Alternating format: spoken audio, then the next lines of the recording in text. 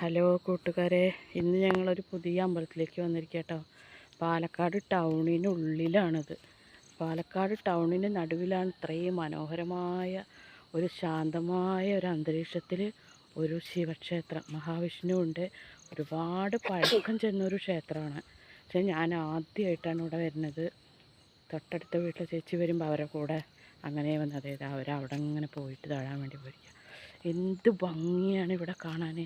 ഇതൊരു മനയോട് ചേർന്നാണ് ഈ സ്ഥലം നിൽക്കുന്നത്. ശിവക്ഷേത്രവും മഹാവിഷ്ണു ക്ഷേത്രം കൂടിയിട്ട് ഒന്നായിട്ട്. ഇതേ ഓം നമോ നാരായണ എന്നിവിടെ മെയിനിൽ എഴുതി വെച്ചിട്ടുണ്ട്. വളരെ പഴക്കം ചെന്നൊരു ക്ഷേത്രമാണ്. പഴമയുടെ മണം ഇവിടെ വന്നപ്പോൾ എന്ത് ഭംഗിയാണ്. എനിക്കിങ്ങനെ സന്തോഷം കൊണ്ട് വയ്യ. കുറേ കാലമായിട്ട് ഈ സിറ്റിയിൽ തന്നെ ഇങ്ങനെ തിരക്കിൽ കഴിഞ്ഞിരുന്ന ഞങ്ങൾ 2 അടിയേ ഉള്ളൂ. അതിനുള്ളിൽ ഇങ്ങനൊരു സ്ഥലം എന്ന് പറഞ്ഞാൽ അത് വിചാരിക്കാൻ പോലും പറ്റാത്തൊരിതാണ്.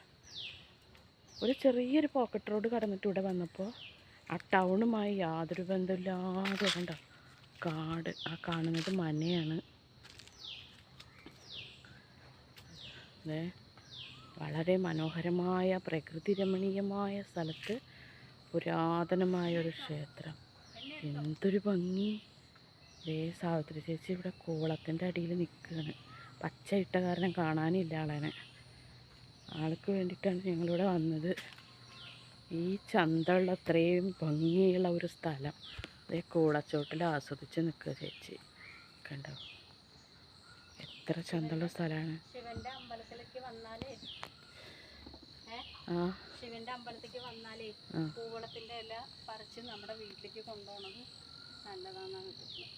അതെ, അവിടെയും മനയുണ്ട്. അവിടേക്കൊരു വഴി കാണുന്നുണ്ട്. അവിടെ ഒരു മനയുണ്ട്. ഒക്കെ നല്ല ഭംഗിയുള്ള ഒരുപാട്. ഞാൻ നാട്ടിൽ നിന്ന് വന്നതിന് ശേഷം, പട്ടാമ്പിയിൽ നിന്ന് വന്നതിന് ശേഷം ഇങ്ങനെയൊന്നും കണ്ടിട്ടേ ഇല്ല ഇവിടെ ഒന്നും. ഒരുപാട് കണ്ടോ.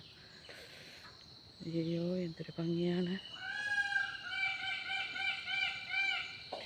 മയിലുകളുടെ കരച്ചിലും എല്ലാം കേൾക്കുന്നുണ്ട്.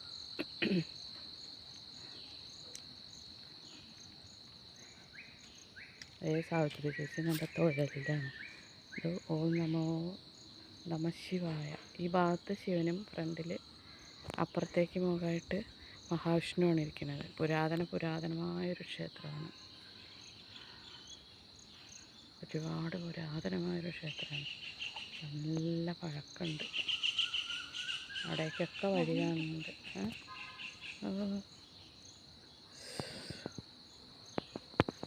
എന്നെടുക്കപ്പോൾ എന്നെടുക്ക്